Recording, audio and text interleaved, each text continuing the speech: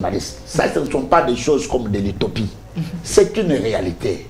Kabila et l'AFDEL est venu dans notre pays ici pour nous libérer. En botte en caoutchouc, portant des munitions sur sa tête.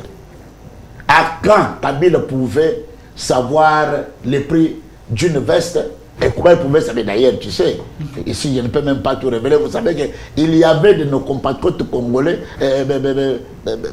qui l'apprenaient comment à vêtir même à chausser. J'ai salué Francis Kalombo. J'ai salué Francis Kalombo. Effectivement, vous l'avez salué, vous avez compris le message. Moi qui aussi, je l'ai salué. Or, quand ils sont venus là, il y avait déjà les Congolais qui ont vécu mieux, qui vivent dans une bourgeoisie, qui avaient une bonne vie. Vous savez, en sciences politiques, ça s'apprend.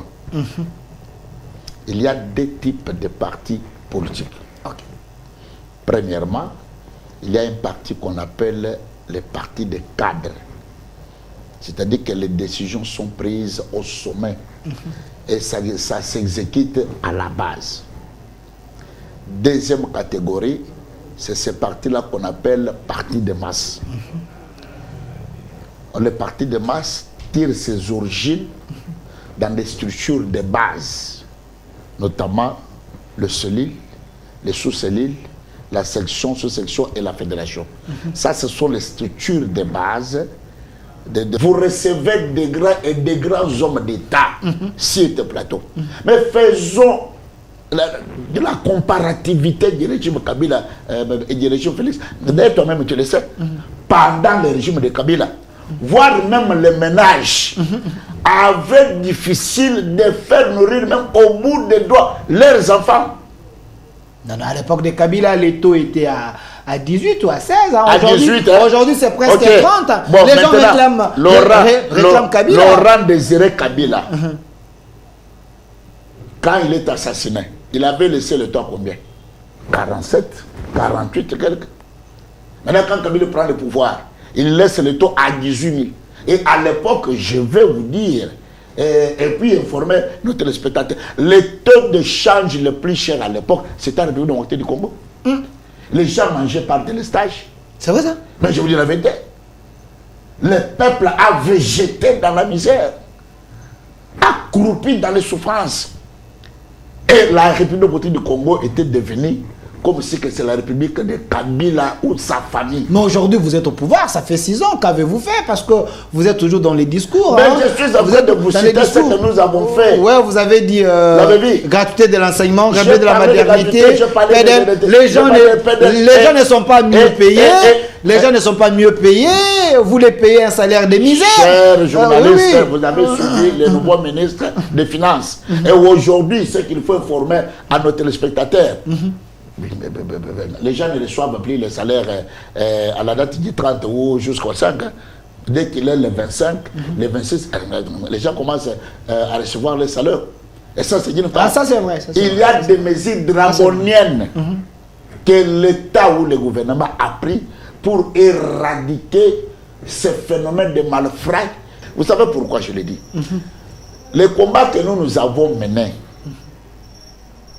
dans ce parti, c'est le combat d'idées, c'est le combat des tests, c'est le combat, en tout cas je vous dis que nous vraiment on se chamaillait autour des tests. S'il faut se bagarrer, on se bagarrait autour du test. Et puis il y avait un endroit pour prier, ce n'était pas dans la rue, mon très cher. Non, avec la révolution de la modernité. Ce n'était pas dans la rue, je vous dis la vérité. Nous on avait un cadre bien précis, s'il faut se battre, on se battait. Et puis même pas de coups, c'est seulement celui-ci. Les échanges. Voilà, les échanges. Entre les tests à dire, les remettre à dire, et patati patata. Et ça nous avait vraiment honoré. Voilà pourquoi tout au long de l'opposition, on était quand même un parti respecté et respectable. Alors si nous allons y aller sur ces débats-là, parce que moi, je suis dans la politique de haute-toi là. Que je m'y mette. Et là, c'est ça, vraiment, nous avons perdu la boussole. Edouard Kaboya, c'est quelqu'un qui a lutté, je sais de quoi je parle. Le premier témoin, c'est le président de la République.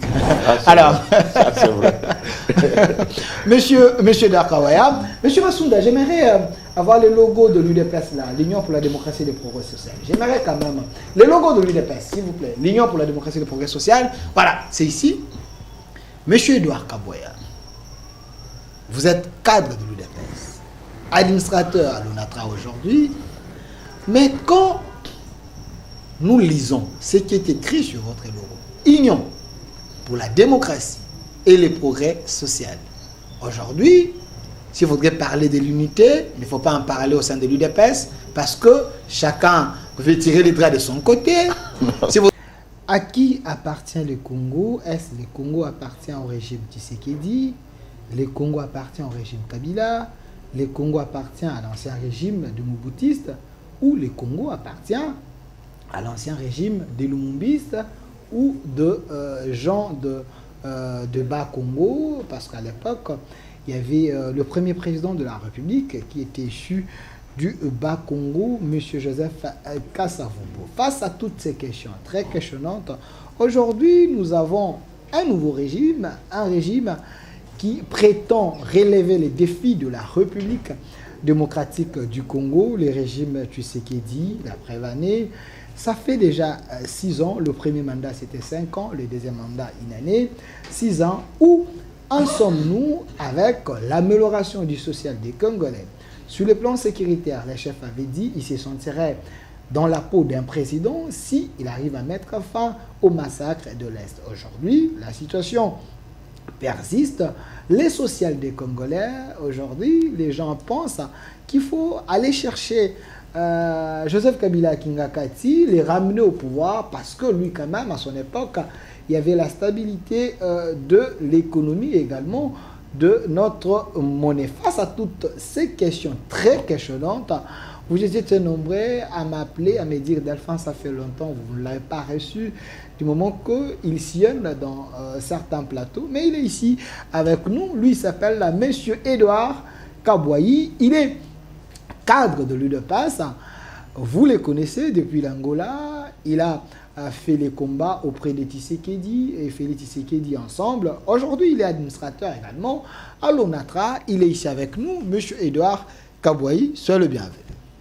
Merci bien, mon cher journaliste, pour l'invitation. C'est tout le plaisir pour moi qu'on se retrouve dans ce cadre pour parler Congo et parler l'actualité politique.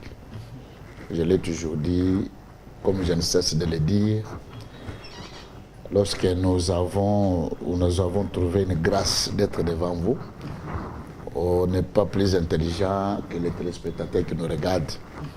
Mais nous venons tout simplement d'y ajouter ce qu'ils maîtrisent déjà, ce qu'ils connaissent, pour que nous puissions vraiment parler la patrie. Alors, parlons la patrie, ce n'est pas mauvais, nous allons parler, nous allons évoquer, voulais-je dire, les sujets importants qui concernent notre République, notre Congo. Mais d'entre deux jeux, M. Edouard Kaboyi, quelqu'un m'a dit, il vous connaît aussi comme un prédicateur. Et je ne vais pas soulever ces casquettes, mais une question d'abord de curiosité.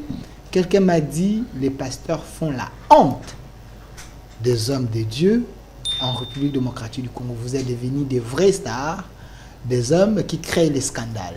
Est-ce vrai? Bon, il faut maintenant faire la part des choses, mettre les points sur les i, et puis faire ce parallélisme-là pour comprendre que c'est de la même manière vous aussi. Dans votre corporation, il y a ce que nous appelons le mouton noir.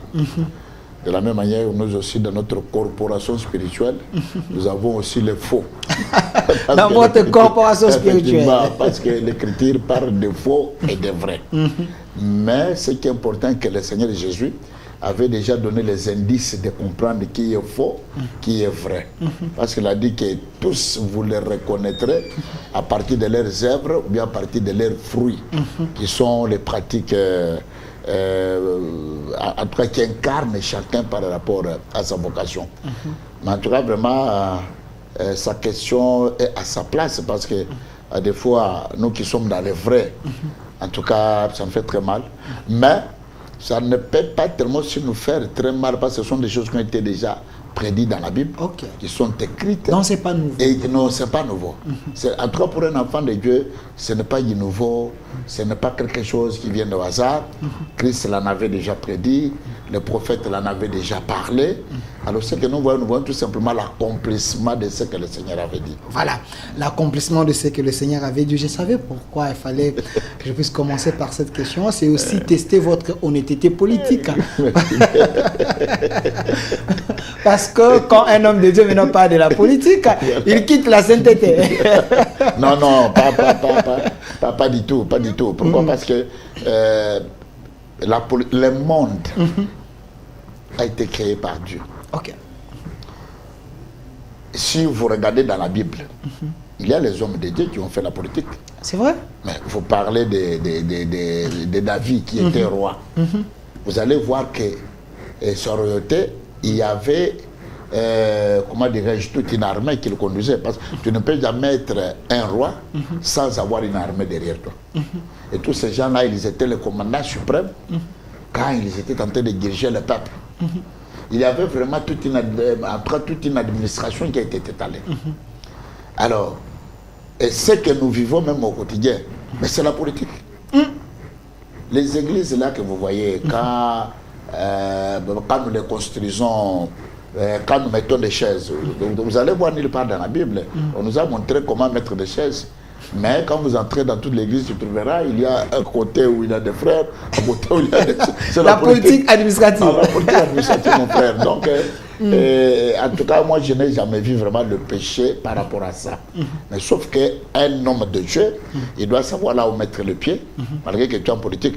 Sinon, tu risqueras d'aller adorer Satan. Parce que j'avais reçu Roger Baka dans cette émission. Les gens qui sont en train de nous suivre sur YouTube, au Centre Télévision ou des Télévision, allez chercher les liens où j'ai reçu Roger Baka dans cette émission Centre qui a dit clairement qu'un homme de Dieu ne peut pas faire de la politique. Parce que la politique va vous suyer, la politique va vous éloigner de la vérité, la politique va vous pousser d'agir par procuration, par l'ordre de l'autorité morale. Est-ce que ce n'est pas votre cas? Parce que vous êtes de l'UDPS. Bientôt là, nous allons tester votre honnêteté. Moi, je recommande mon frère d'aller encore faire des investigations. Roger Baka, je précise bien. Pour aller comprendre d'abord ce que signifie la politique. Donc, vous voyez que même beaucoup de gens sont bernés toujours à ce que nous avons cherché. Parce que nous, les Congolais, nous sommes vraiment un peuple spécial. On invente des légendes d'une manière que tu n'as pas d'idée. Non, Roger Baka, c'est un professeur. Roger Baka, c'est un professeur de l'université de la foi chrétienne. Il a les étudiants. Il enseigne là-bas. Il a écrit même. Il allait comprendre que la politique signifie l'art de bien gérer les choses publiques. Ce n'est pas l'art de mensonge, comme les Aérois nous avaient mis dans nos bouches par rapport à tout ça. Non, il doit aller vérifier ce que signifie la politique. Mais maintenant, dès que tu as l'occasion, comme tu nous offres comme ça là, ayons le temps de dire la vérité aux téléspectateurs. Et puis, ne venons pas ici pour nous inventer, pour nous faire valoir que c'est nous, non. Disons à nos téléspectateurs, la politique n'a jamais été un art de mensonge. La politique est un art de bien gérer la chose publique. Mais vous suivez une ligne de conduite. Quand votre autorité morale vous donne la manière de réfléchir, vous donne l'orientation, même si vous êtes pasteur, vous allez suivre la ligne tracée par l'autorité morale. Est-ce que ça, vous ne péchez pas, vous ne mentez pas, parce que vous ne pouvez pas dire autre chose, même si vous êtes pasteur? Dans la Bible, le frère Paul nous explicite. Il dit, si un frère peut être esclave d'un autre, un frère peut être esclave d'un autre, c'est-à-dire qu'il a un maître qui l'a employé quelque part, il est sous commandement de ce maître-là, parce que c'est lui qui l'a employé, c'est celui-là qui lui paye, c'est celui qui prend soin de lui. Il doit être soumis à ce maître-là. Lorsque vous allez voir même Jésus-Christ qui fait sa descente pour aller guérir la fille de qui était malade, vous voyez que cet homme-là, il était capitaine de l'armée. Il envoie son serviteur pour dire à Jésus, Jésus, même si tu ne peux pas venir dans ma maison, me considérant comme un pécheur, mais dis seulement un mot là où tu es, et mon fils ou ma fille sera guéri. Parce que moi aussi, j'ai les gens qui sont dans mon entourage, qui sont sous mes ordres, où je commande, va-t'en, il va, viens, il revient. Donc cela n'exclut pas l'apostolat ou la vocation d'un enfant de Dieu. Parce que dès lors que tu es quelque part, ça, moi je dis ce qui est écrit dans la Bible. Vous n'inventez pas. Je n'invente pas. Okay. Le frère Paul le reconnaît. Un frère peut être employé par un autre frère. Mais dès que tu es employé par ce frère-là, qui dépend de ce frère-là, tu es sous ordre de frère-là. Parce que la Bible ne croit pas un frère chômeur. Parce que Paul dit, celui qui ne travaille pas, il vit en désordre. Celui qui ne travaille pas, il vit en désordre. Donc vous qui faites la politique, vous travaillez, donc vous êtes obligé d'être soumis sous les ordres des occultistes, de votre autorité morale, même si lui ne veut pas aider la population. Écoutez, il vous donne les instructions. La vie éternelle, vous vous cachez derrière ces versets bibliques. La vie éternelle est individuelle. Moi, si je suis employé quelque part, je ne peux pas aller adorer ce que mon maître adore. Je me limite par rapport à ce que j'ai comme contrat avec lui. Pourquoi? Parce que la vie éternelle est individuelle. Si lui c'était un rosicrucien, moi je n'irai pas pour adorer les idoles ou les statuettes que lui adore au nom du boulot ou au nom de l'emploi qui m'a octroyé. Non. Moi je fais seulement mon devoir de ce que j'ai signé un contrat avec lui. Attendez. Attendez. Je ne peux pas aller. Attendez, monsieur Edouard Kaboya. C'est vrai, je ne voulais pas vous amener sur ce terrain, mais vous m'énervez spirituellement. Une question directe. Vous avez un président ou un chef de parti, lui qui est musulman. Vous, vous êtes chrétien. Mais parce que vous vous cachez derrière ces versets bibliques, que lui donne les ordres, vous accomplissez, vous appliquez seulement ce qu'il lui dit. Oui.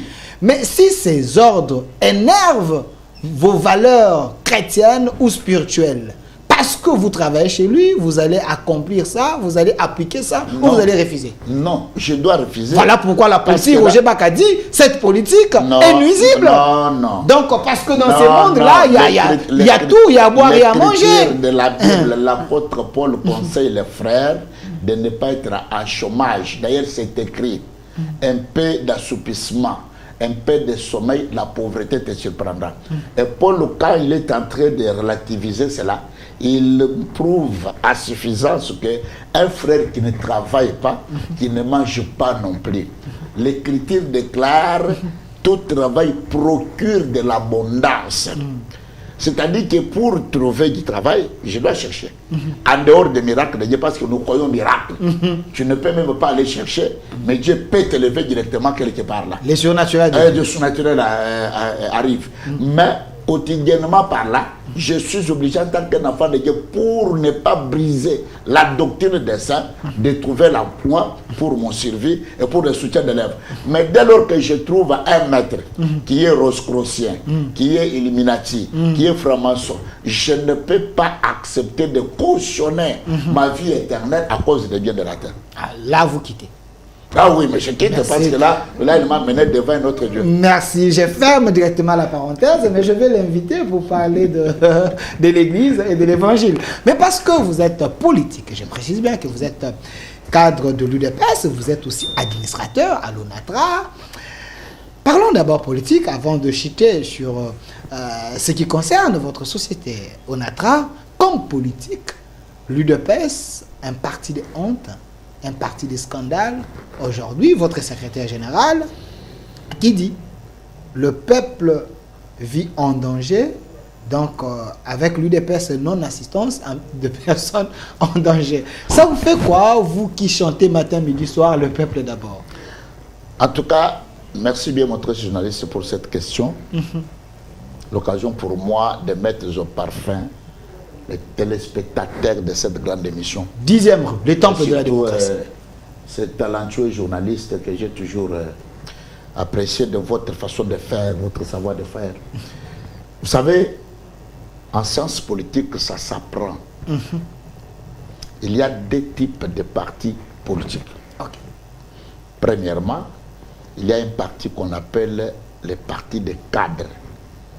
C'est-à-dire que les décisions sont prises au sommet et ça s'exécute à la base.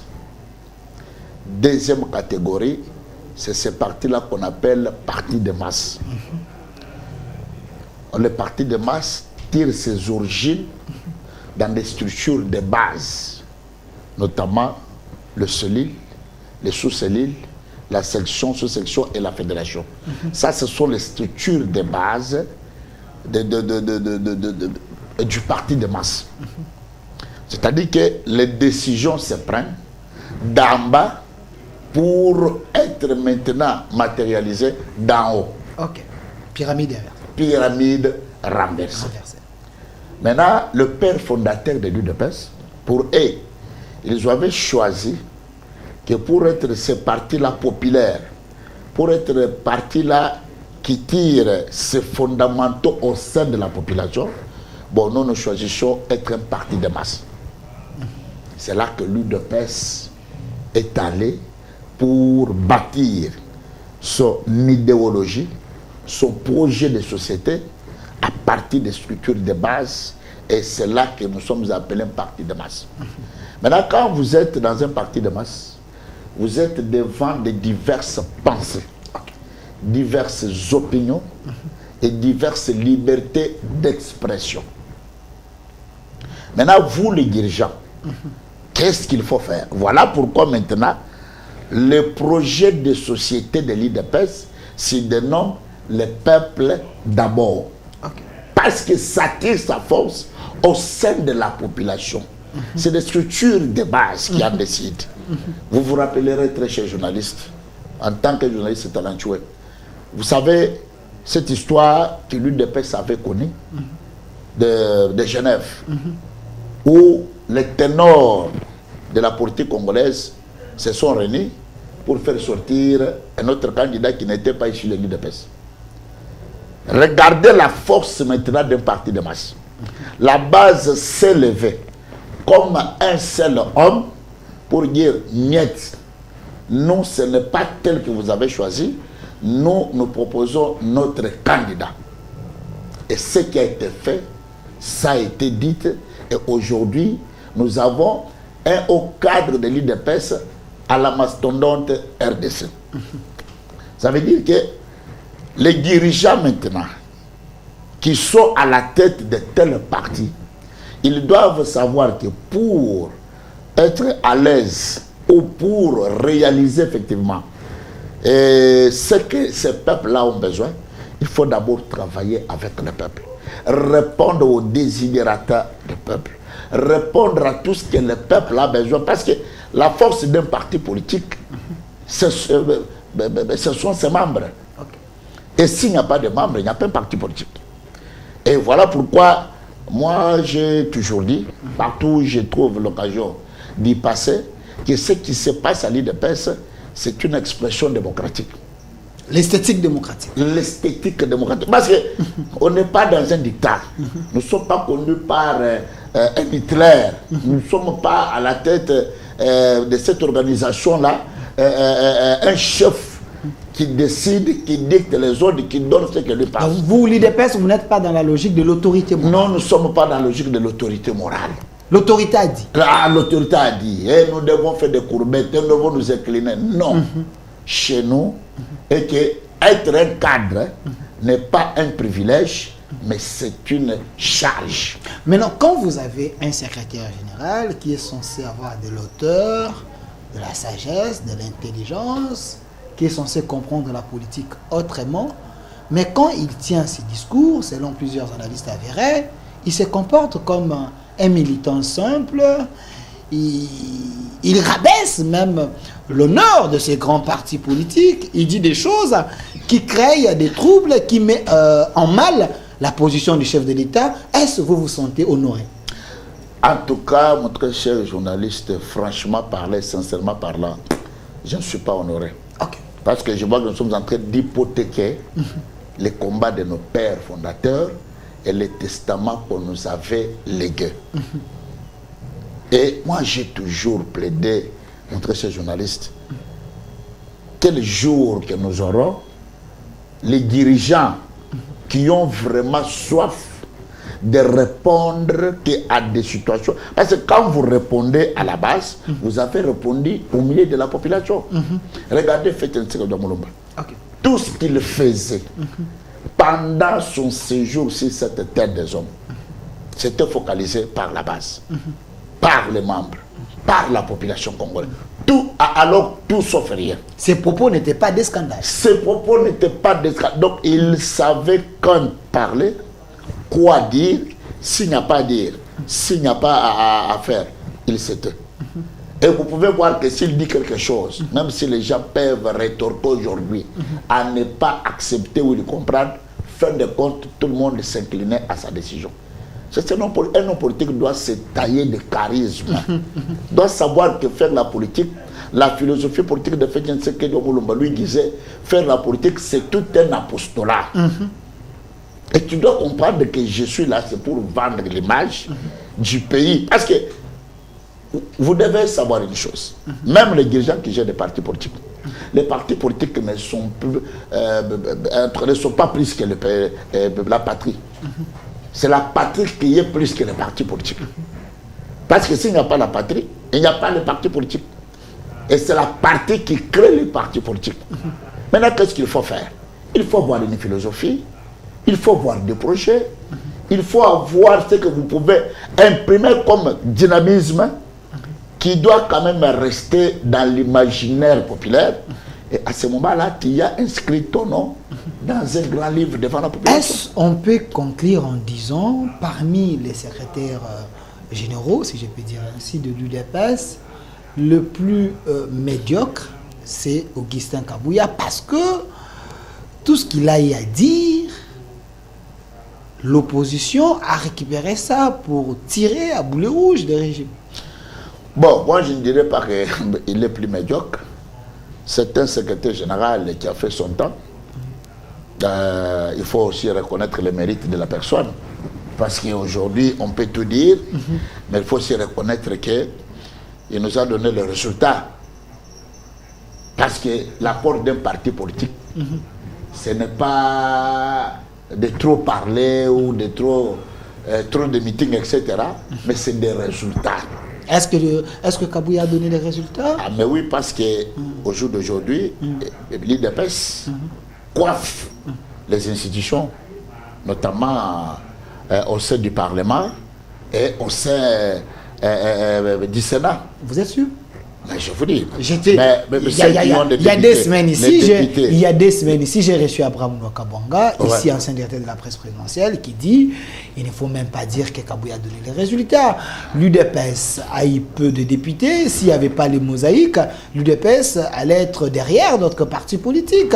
Et ce n'est pas aussi les résultats de Kabouya, c'est le résultat des CEP. Jacquemain Chabani, Chilumbaï et les autres, c'est eux qui ont mis en place une stratégie électorale pour que nous puissions récolter ce qu'on a avec le mosaïque. Kabouya a rien fait. Mais pourquoi vous dites que c'est lui? Mais les gens doivent comprendre. Vous savez, nous, ce qui nous tue à l'IDPS, c'est parce que si aujourd'hui Delphin est secrétaire général ou président du parti, nous t'isolons pour voir comment toi-même tu dois te baigner dans l'eau jusqu'à ce que tu dois te sécher et puis enfin nous allons voir qu'est-ce que tu as fait, qu'est-ce qu'il y a. Non. Les gens devront d'abord retenir dans leur tête que l'UDPS c'est l'union. Si nous sommes unis, soutenant celui à qui on a légué le mandat ou qui a le mandat, de parler, d'engager, d'exercer à ce moment-là, je crois que nous aurons beaucoup plus de victoires et c'est nous qui vont gagner. Maintenant, ici, les gens voient comme si c'est l'individu qui gagne à les places que je voilà pourquoi. Mais c'est le cas, il semble que c'est le cas. Il semble que les cas, moi j'ai participé à la réunion de CDP du parti où je suivis des griefs relevés contre Kabouya. Il gère le parti en autarcie, c'est un orgueilleux, c'est quelqu'un qui prend tout le pouvoir, il décide seul, ainsi de suite.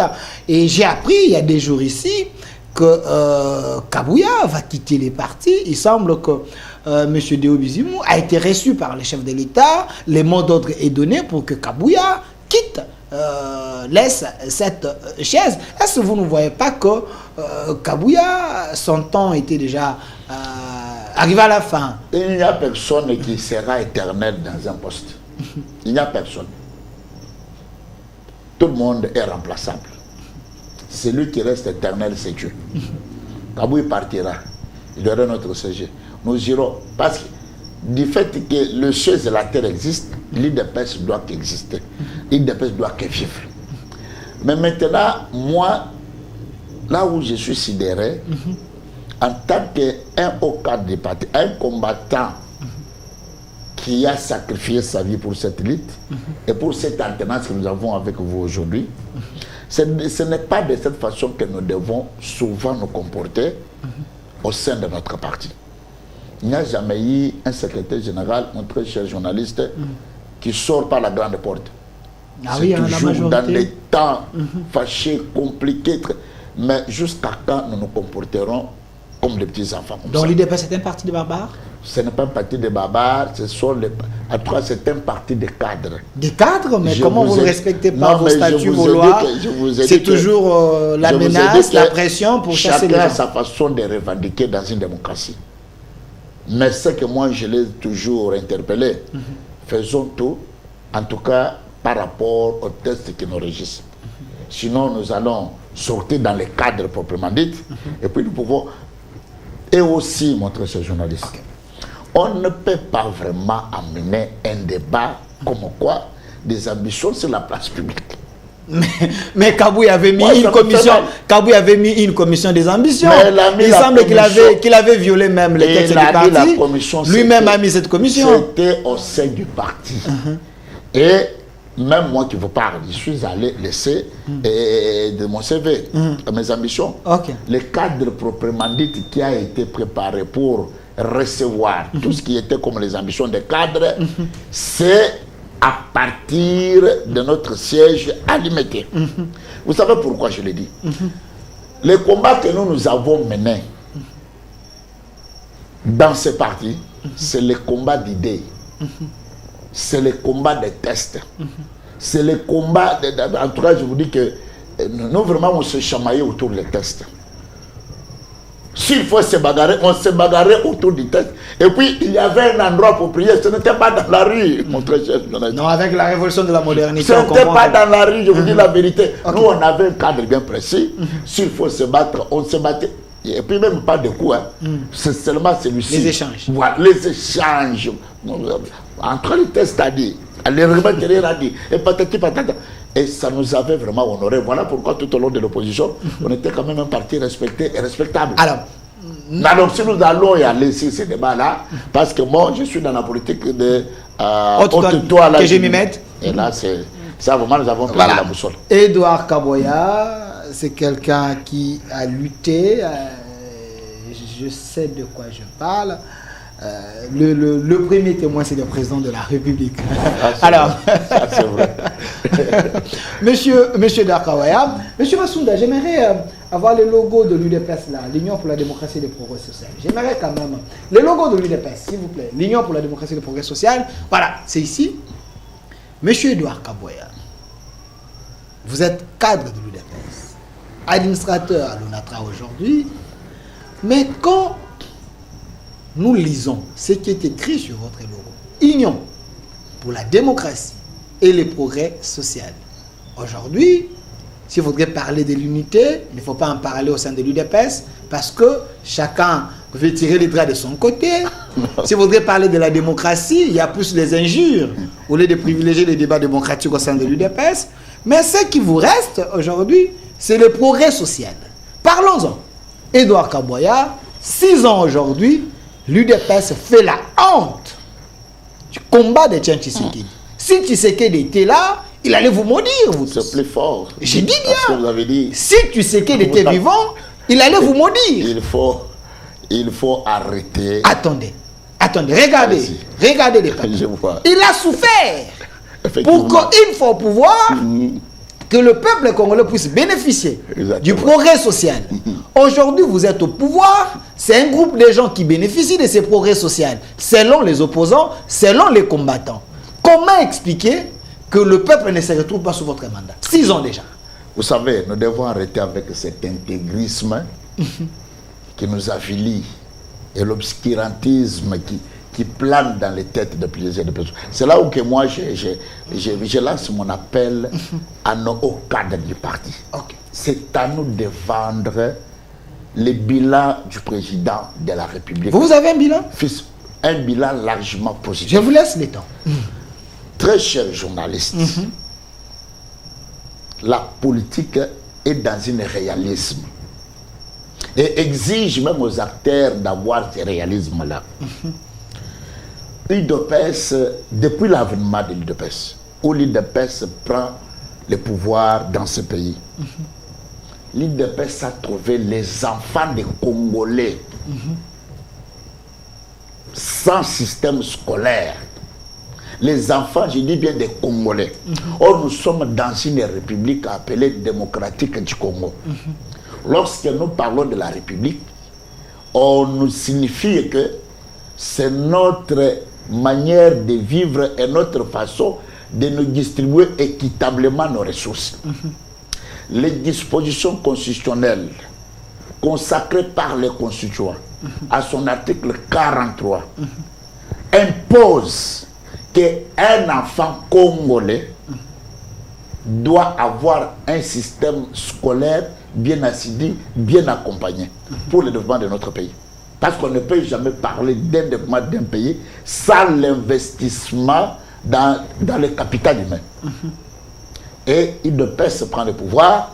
La première des choses, au moment où nous n'avons rien trouvé dans les coffres de l'État, au moment où il n'y avait rien, nous disons, ok, nous voulons implanter, nous voulons mettre sur pied ce qui était le credo de notre combat, qui s'appelait le peuple d'abord. Dès aujourd'hui, nous ne voulons plus avoir les enfants des Congolais sans le système scolaire. Nous renvoyons plus de 5 millions d'enfants qui sont sur les bancs de l'école en train d'apprendre ABC aujourd'hui. N'est-ce pas que c'est le peuple d'abord? Dans la gratuité de l'enseignement. La gratuité de l'enseignement, une disposition constitutionnelle. N'est-ce pas que ça soulageait le peuple? N'est-ce pas que ça soulageait les foyers? Est-ce que c'était la gratuité de l'enseignement ou la gravité de l'enseignement? Ce qu'il faut commencer pour le peuple, il faut d'abord commencer. Parce que vous avez empiré des choses. Les catholiques ne sont pas contents. Les catholiques, les Ambongo, les Cholés et les autres, si vous allez, ils vous diront que vous avez détruit même la qualité de l'enseignement avec vos mesures politiques. Ils avaient compris que les buffetecs qui se trouvaient dans la bouche, on les avait déjà ravis. Vous dites? C'est ça les combats. Les buffetecs que les catholiques trouvaient comme gain dans leur bouche, on les avait ravis. Ils n'avaient plus encore quoi espérer quant à ça. Voilà pourquoi leur combat contre nous, contre notre régime. Et nous avons décrété cela. Aujourd'hui, parce qu'on ne peut pas parler d'abord d'une qualité sans procéder par la quantité.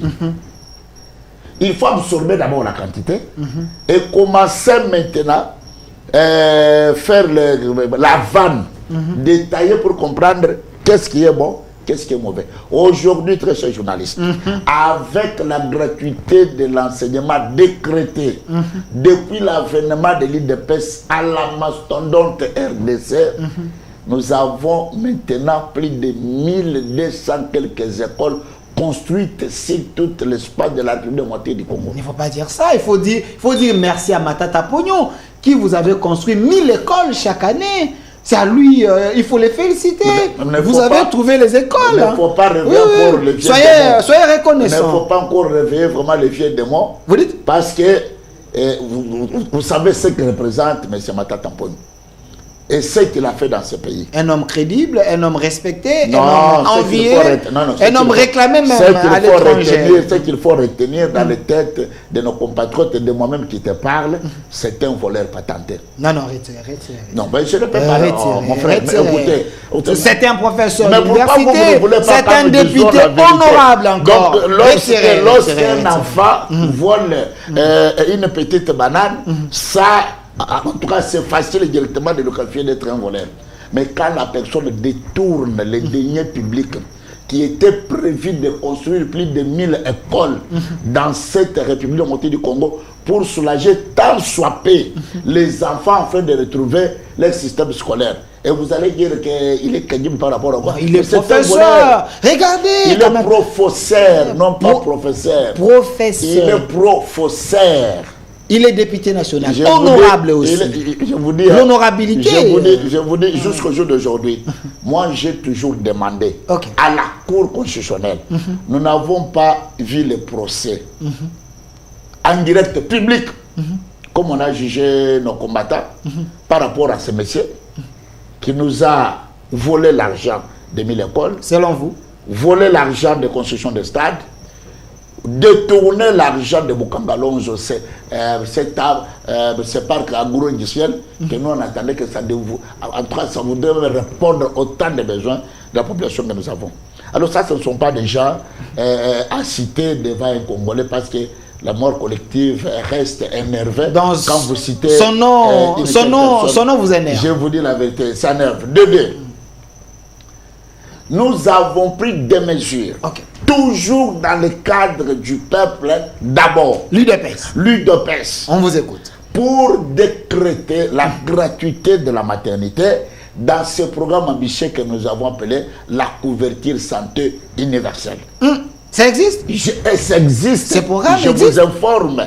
Il y a plus d'1 million de femmes qui enfantent gratuitement, prises en charge par l'État. Attendez, j'aimerais vérifier ça avec le public. Attendez, l'émission est en direct sur notre chaîne YouTube, au Centre Télévision. Laissez vos commentaires. Si réellement ce que M. Edouard Kabo est en train de dire, que la gratuité est effective, et la gratuité de la maternité, c'est aussi une réalité, êtes-vous bénéficiaire de ce qu'il est en train de dire, ou c'est de la poudre aux yeux qu'il est en train de vendre? Laissez vos commentaires. Continuez. Vous avez suivi le ministre et il y a en charge dans ses attributions la santé publique. Il vous a dépeint le bilan. Non, c'est un politique. C'est un politique. Moi, je vais vérifier la réalité auprès de la population. Mais il faut aller dans des hôpitaux de l'État ou dans d'autres cliniques qu'on a décrété ce monsieur-là. Et vous allez trouver. Mais d'ailleurs, il semble qu'il n'y a pas de médicaments. Si vous n'avez pas l'argent, vous risquez de mourir. Hein? Il y a tout un état d'accompagnement de l'État. Avant, pendant et après l'accouchement d'une maman jusqu'à la sortie de la maternité. Vous êtes un journaliste d'investigation, comme vous le savez, mais on était en train d'assister avec vous. Il ne passait pas un week-end sans que vous attendiez. Oh, telle clinique, telle maternité. Alors, on a arrêté des femmes parce qu'ils n'ont pas payé, mais ça n'existe plus.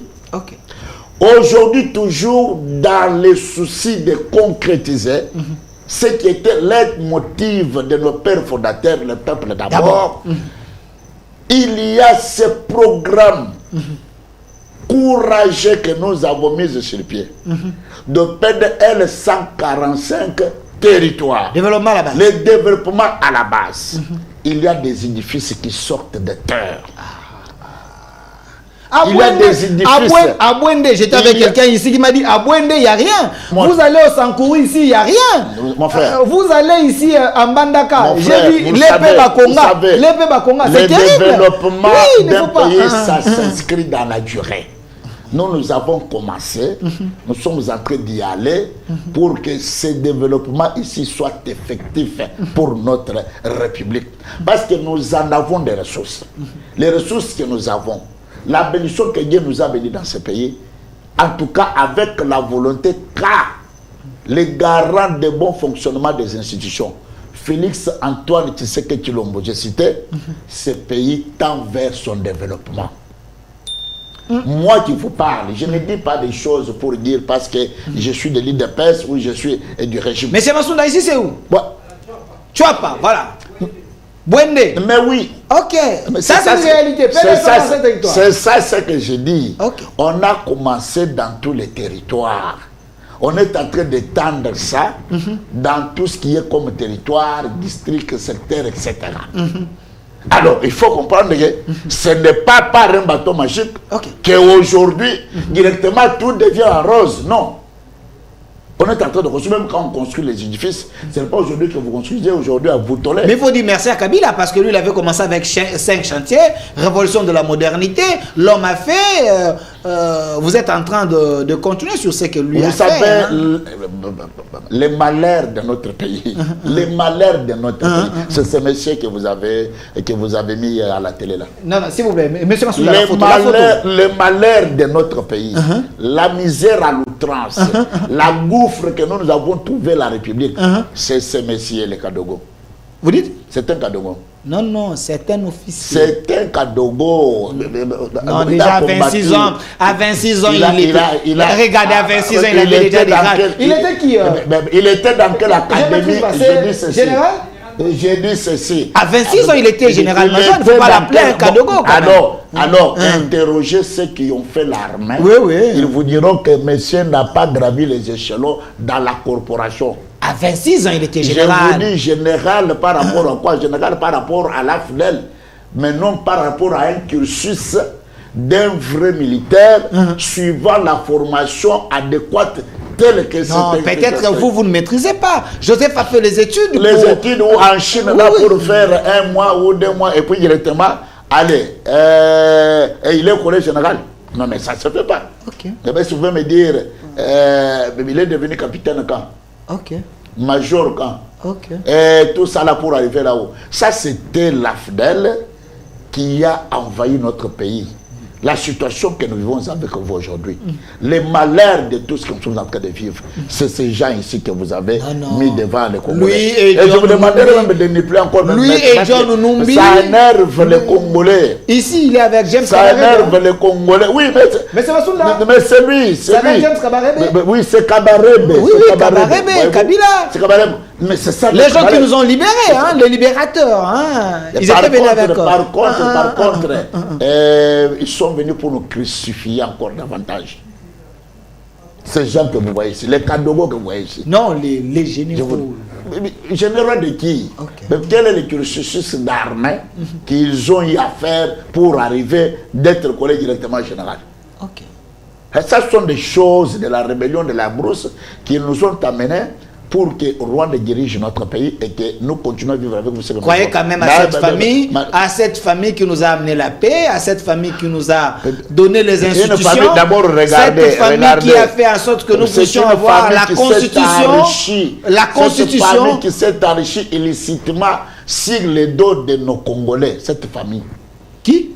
La famille Kabila? Ah mais oui, effectivement. Non, non, Kabila a fait Kingakati. Kabila a fait Kingakati. Aujourd'hui, le Congolais en bénéficie. Il a fait, Maman Olive a fait égal. Les gens bénéficient. Oui, oui. Tout ce qui était comme les animaux, comme la beauté des jardins botaniques de Kinshasa pour aller coffrer toi à Kingakati là-bas. Non, c'est un visionnaire. C'est un entrepreneur. Un monsieur qui était venu en botte de caoutchouc, aujourd'hui, il se taille. Des sites comme Kingakati là-bas. Non, non, maman Olive a dit, certaines personnes, ils avaient des problèmes de veste. Hein, ils avaient des problèmes de veste. J'ai dit, maman Olive a dit, certaines personnes avaient des problèmes de veste. Aujourd'hui, vous portez des vestes. Ne faut pas. Peut-être elle était en brousse, elle voyait de côté là, de montagne de Ouabora, etc., en train d'apprendre autre chose. Or, elle devra interroger la mémoire collective congolaise pour qu'on puisse l'actualiser. Que dans ce pays, il y a les gens qui ont vécu, en tout cas qui ont vu mieux dans une bourgeoisie sans précédent avant que ce monsieur devienne président de la République. Maman Olive a menti, il y avait des gens qui n'avaient pas de problème de veste. Totalement et hors plaque. Aujourd'hui, vous portez... Il faisait allusion de qui? Je sais pas. Nous avons porté des vestes à bas âge. Je dis bien à bas âge. Des vestes, et puis ce n'était pas de n'importe quelle veste. Nos pères ont assumé des fonctions d'honorabilité dans ces pays et nous avons vécu mieux. Et peut-être nous n'avons pas eu nous l'état de nous chausser avec les bottes en caoutchouc. C'est peut-être ce qu'il pouvait dire. Mais pas dire en veste. Attendez, j'aimerais vérifier, parce que j'aimerais vérifier la photo de la prestation du serment de Joseph Kabila. En 2001, j'aimerais bien avoir cette photo, parce que comme Maman Olive dit, c'est une femme qui craint Dieu, qui avait des gens qui avaient des problèmes de veste. Kabila les a fait une faveur. il y a eu passation civilisée. Aujourd'hui, vous portez, non. Voilà, aujourd'hui, vous portez des vestes. Elle pouvait faire la rétrospection de leur vie. D'où elles sont venues, où elles sont arrivées, elles sont en train d'y aller où. Chers journalistes, ça ce ne sont pas des choses comme de l'utopie. C'est une réalité. Kabila et l'AFDEL est venu dans notre pays ici pour nous libérer. En botte en caoutchouc, portant des munitions sur sa tête. À quand Kabila pouvait savoir le prix d'une veste et comment il pouvait savoir d'ailleurs, tu sais, ici je ne peux même pas tout révéler, vous savez qu'il y avait de nos compatriotes congolais qui l'apprenaient comment à vêtir même à chausser. J'ai salué Francis Kalombo. J'ai salué Francis Kalombo. Effectivement, vous l'avez salué, vous avez compris le message. Moi qui aussi je l'ai salué. Or, quand ils sont venus là, il y avait déjà les Congolais qui ont vécu mieux, qui vivent dans une bourgeoisie, qui avaient une bonne vie et qui avaient compris que nous, notre combat, ce n'était pas seulement dans ces cercles appelés famille ou quoi, mais nous devrions tendre notre combat au sein de la population. Et voilà pourquoi nous avons avancé. Alors, mais s'ils ont appris à chausser, aujourd'hui là, il y a des gens qui ont appris ça. Regardez la photo de Kabila en veste. Mais c'est Congo qui l'a fabriqué. Vous voyez que... Ça se met d'une Congo. C'est Congo qui a fabriqué. Quand sa femme dit que certaines personnes avaient des problèmes de veste, son homme déjà... Mais attendez, ce journaliste. Et ils sont venus de la brousse. Jusqu'à entrer à Kinshasa. Le 17 mai 1997. D'où Kabila pouvait trouver l'argent. Président Kabila. Il allait... Non.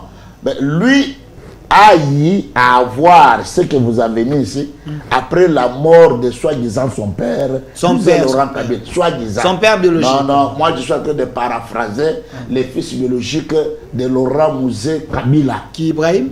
Ibrahim, oui, et les autres qui n'ont jamais reconnu que ce monsieur appartient à la famille de Kabila. Il n'a jamais été fils biologique de Mouzé Laurent de Kabila. Et jusqu'au jour d'aujourd'hui, depuis que Ibrahim avait lancé l'appel à tous ces malfrats de venir contredire par un test de l'ADN. En tout cas, retirez pas de malfrats. Pas de malfrats, retirez. Bon, j'ai reçu Ibrahim Kabila ici.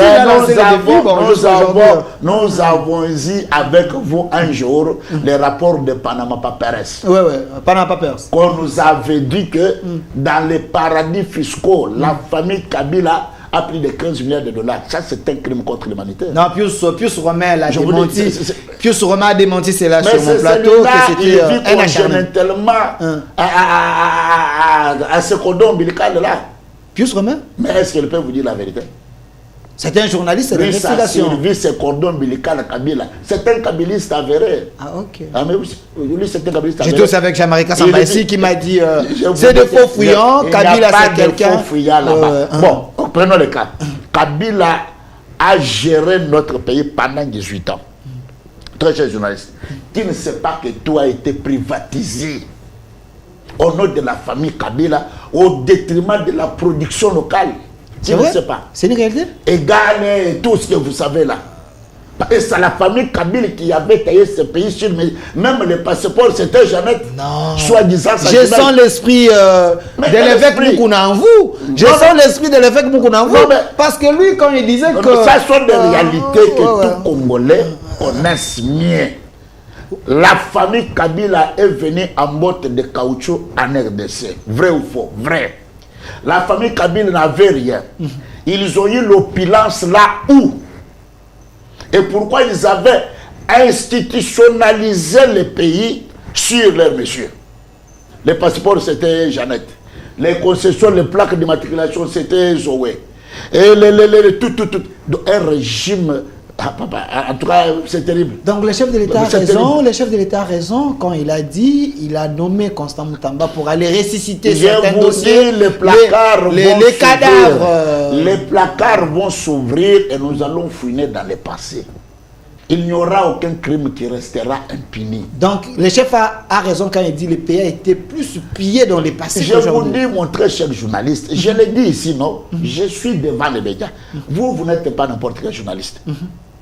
vous recevez des grands hommes d'État sur ce plateau.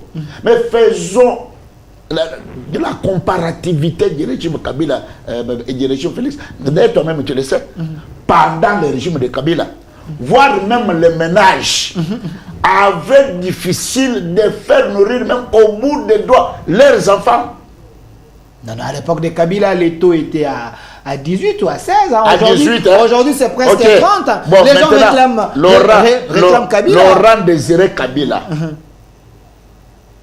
quand il est assassiné, il avait laissé le temps combien? 47, 48, quelques. Maintenant, quand Kabila prend le pouvoir, il laisse le taux à 18 000. Et à l'époque, je vais vous dire, et puis informer nos téléspectateurs, le taux de change le plus cher à l'époque, c'était la République démocratique du Congo. Les gens mangeaient par délestage. C'est vrai ça? Mais je vous dis la vérité. Le peuple a végété dans la misère, accroupi dans les souffrances. Et la République démocratique du Congo était devenue comme si c'est la République de Kabila ou de sa famille. Mais aujourd'hui, vous êtes au pouvoir, ça fait 6 ans. Qu'avez-vous fait? Parce que vous êtes toujours dans les discours. Mais hein. je suis en train de vous citer ce que nous avons fait. Ouais, vous avez dit gratuité de l'enseignement, gratuité de la maternité. Les gens ne sont pas mieux payés. Les gens ne sont pas mieux payés. Vous les payez un salaire de misère. Chers journalistes, vous avez suivi le nouveau ministre des Finances. Et aujourd'hui, ce qu'il faut informer à nos téléspectateurs, les gens ne reçoivent plus les salaires à la date du 30 ou jusqu'au 5. Dès qu'il est le 25, le 26, les gens commencent à recevoir les salaires. Et ça, c'est une part. Ça, c'est vrai. Il y a des mesures draconiennes que l'État ou le gouvernement a pris pour éradiquer ces phénomènes de malfrats qui veulent déstabiliser notre économie par des billets verts. Et aussi, c'est ici que moi je lance l'appel. Les Congolais, souvenez-vous, nous sommes le 15 août 2011 au stade des martyrs, lors de la campagne électorale. Notre héros national, le feu président Étienne Tshisekedi Mulumba, nous a légué un testament en nous disant: aimons-nous les Congolais et aimons notre pays. Mais regardez aujourd'hui les Congolais, nous dollarisons vraiment l'espace économique de notre pays en lieu place de nos francs congolais que nous avons. Alors comment voulez-vous que l'État même, au-delà de ses efforts, il pouvait maîtriser ce taux de change? Mais tout ce que nous consommons nous vient d'ailleurs. Mais vous étiez ici, il fallait quand même favoriser les entrepreneurs congolais, les commerçants congolais. Mais tout est entre les mains des Indiens, des Pakistanais, les Européens, ainsi de suite. Parce que vous n'avez pas une vision économique, vous les régimes. Il n'y a pas un pays du monde qui vit seul ou qui se suffit. Vous n'avez pas une vision économique propre à votre pays. Je vous l'ai dit, je vous dis et je vous l'ai dit. Si vous comparez la République du Congo et la République d'Angola et la République de Brazza et d'autres pays du monde qui croupissent par rapport à l'instabilité économique de ce pays-là, mais mon frère, vous allez regretter. Aujourd'hui, je vous donne l'information. En Angola, là où j'étais accrédité en tant que représentant, président fédéral de ce grand parti de PSC Tshisekedi, les $100 et 100 000 francs congolais. C'est-à-dire, en termes de pourcentage, 100%. Ok. Et les gens vivent misérablement. Au Congo-Brazza, pas plus de semaines, je venais de là. Je trouvais que les $100, c'est 65 000 francs CFA. Et les gens vous souffrent évidemment. Mais quand vous avez ici aujourd'hui, par rapport à nos réserves de change, ça nous permet d'abord d'importer pour soulager tant soit payé les Congolais, pendant que nous sommes en train de nous activer pour produire, parce que maintenant là, vous avez vu quand nous sommes venus, on avait compris que Laurent Mouzé Kabila avait un bon projet, qu'il fallait encore lancer cela, ce que nous avons appelé Kanyamakasa, mais qui est en train quand même de faire son parcours indéniable. Et nous nous activons pour maintenant remettre les engrais, les semences, afin que nos cultivateurs et nos agriculteurs aillent semer, parce que vous ne pouvez pas diversifier votre économie sans la production locale. Alors, vous devez ôter les monnières ici. Monsieur Massounda, vous avez trouvé... Ça, c'est l'esprit. Ici, vous étiez où ici? De notre héros national. Mais si c'est chez moi en Angola. Ah voilà. Monsieur Massounda, vous êtes fort. Il est très fort. Il est très fort. Mon réalisateur, monsieur Bassou. Merci. Ouais. Voilà, il est très fort. Voilà, monsieur Edouard Kabouayi, ouais. Nous chutons avec vous. Je précise que vous êtes administrateur aussi à l'ONATRA. Parlons-en. Les fonctionnaires sont en train de vous regarder. Depuis que votre équipe, vous gérez l'ONATRA, il semble que vous êtes de vrais discoureurs. Mais la réalité est autre. Les gens ne se retrouvent pas. Est-ce vrai? Non, si quelqu'un vous dit ça, il doit interroger l'histoire de l'ONATRA. Ok. Comme vous le savez, l'ONATRA a été réputée une entreprise dans la catégorie des canards boiteux. Le régime précédent, surtout ce régime de triste mémoire, AFDEL, avait enterré totalement l'ONATRA. Et c'est depuis l'ordonnance nous nommant qui a ressuscité l'ONATRA aujourd'hui. Chers journalistes, disons-nous des choses clairement. En tant que les chrétiens, il faut féliciter cet homme. C'est votre DG? Martin Loukoussa, DG de l'ONATRA. Il faut le féliciter. Le féliciter? C'est un manager, oui. Qu'est-ce qu'il a fait? C'était manager. Qu'est-ce qu'il a fait? Mais aujourd'hui, vous n'entendrez plus les bruits de grève, les bruits de cercueil qui nous faisaient tout le temps. À Golgotha. Voilà, à Golgotha. Voyez-vous, nous sommes venus, nous n'avons trouvé rien à l'ONATRA. Et nous avons posé le diagnostic. La première des choses, vous savez, l'apostolat ou la vocation de l'ONATRA, premièrement, c'est dans l'exploitation et dans les transports. Nous avons un port qui n'avait pas de quai et tout ce qui était comme des conteneurs de marchandises venant, ça passait directement par le port de M. Ledia, kabiliste de son état-là. En combinaison avec Pointe-Noire pour évacuer ces wagons de l'autre côté afin de tirer des dividendes et venir après passer par l'ONATRA pour que ça puisse atteindre les clients ou les demandeurs. Mais au moment où nous parlons avec vous, à notre port de Matadji, nous avons construit des quais, on appelle ça des pics, qui a la capacité de recevoir des conteneurs, des navires de 10 000 tonnes, 8 000 tonnes, 5 000 tonnes. Sous votre gestion? Sous notre gestion. Au moment où nous parlons avec vous, nous avons signé un contrat avec des partenaires qataris pour la modernisation de notre port de Matadi. Parce qu'actuellement, l'ONATRA est resté avec la seule source qui nous ravitaille, c'est le port de Matadi. Le port de Matadi n'avait pas l'autogris. L'autogris, c'est ce matériel qui débarque le conteneur dans les navires pour mettre à sa propre place. Nous avons, aujourd'hui nous parlons avec vous, à notre port de Matadi, il y a l'autogris. De deux. Aujourd'hui, nous nous sommes fixés les défis. Nous avons dit, écoutez, la force de l'ONATRA, c'est quand les agents sont payés et l'exploitation est en mouvement. Les salaires des fonctionnaires, nous avons payé. D'abord, j'ai vu cette image. Voilà.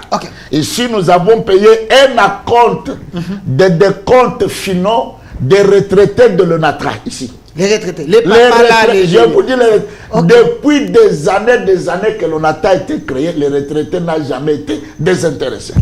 C'est à notre avènement que nous désintéressons un nombre de retraités, malgré que ça nous reste encore un nombre, et nous sommes en train de nous battre pour liquider leurs affaires, et puis que ces gens aillent mieux en retraite.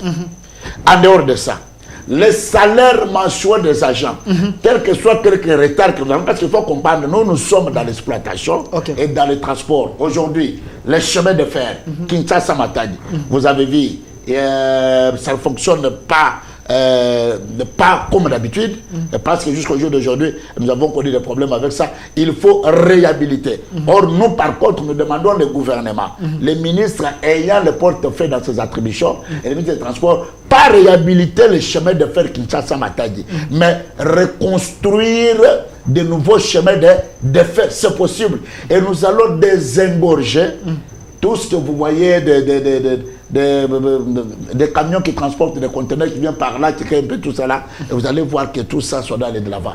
Donc, depuis notre avènement, l'ONATRA est en train de faire surface, l'ONATRA est en train de briller maintenant, et c'est le mérite du conseil d'administration où nous sommes là, et puis avec monsieur Martin Loko Sachibang, qui est le DG, et avec son adjoint Gabin Lolendo, et nous au conseil d'administration avec le président du conseil, Mathieu Mananga, et nous tous les administrateurs, nous sommes en train de tenir le flambeau. Et l'ONATRA d'aujourd'hui ne sera jamais comparé à notre ami. Merci, monsieur Edouard Kaboya. Je salue mon vieux Gabin Lolendo que j'ai reçu plusieurs fois. Je le salue, c'est un homme intelligent. Il est de l'UNCS, c'est un homme très intelligent.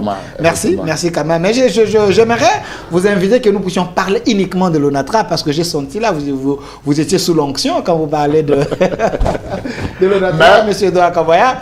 Regardez la caméra, 30 secondes, le mot de la fin, on retient quoi? Moi, je dis à notre peuple de s'unir autour du président de la République, de soutenir le président de la République. Les combats qu'on est en train de nous faire, la guerre d'expédition qui est à l'est là-bas, ce n'est pas pour Félix Tshisekedi et sa famille, c'est pour nous tous. Voilà pourquoi dans ces 6 axes, il avait parlé à un autre axe qui s'attelle sur la sécurité pour tous. Aujourd'hui, nous sommes en guerre. La guerre que Rwanda nous fait là, ce n'est pas le Rwanda qui nous fait cette guerre, mais c'est les multinationaux derrière le Rwanda et la communauté internationale. Mais je sais, il n'y a pas une armée du monde qui peut vaincre la volonté populaire. Un peuple uni déterminé derrière Félix Antoine Tshisekedi Tshilombo, commandant des forces armées de la République, nous allons vaincre ces ennemis-là. Soyons unis. Ne nous laissons pas distraire avec les discours de ceux qui veulent nous diviser pour régner sur nous, notamment les discours de tribalisme, parce que celui-ci est de telle région, telle région. Non, nous avons tous la même patrie qui s'appelle la République démocratique du Congo. Voilà pourquoi on nous appelle, nous sommes les patriotes. Merci, M. Edouard Kaboya, cadre de l'UDPS, administrateur à l'ONATRA. Merci d'avoir répondu à notre question et à répondre aux questions très questionnantes. Merci également à l'équipe. L'émission, vous allez suivre ça sur notre chaîne YouTube, au Centre TV et Delcas Télévision.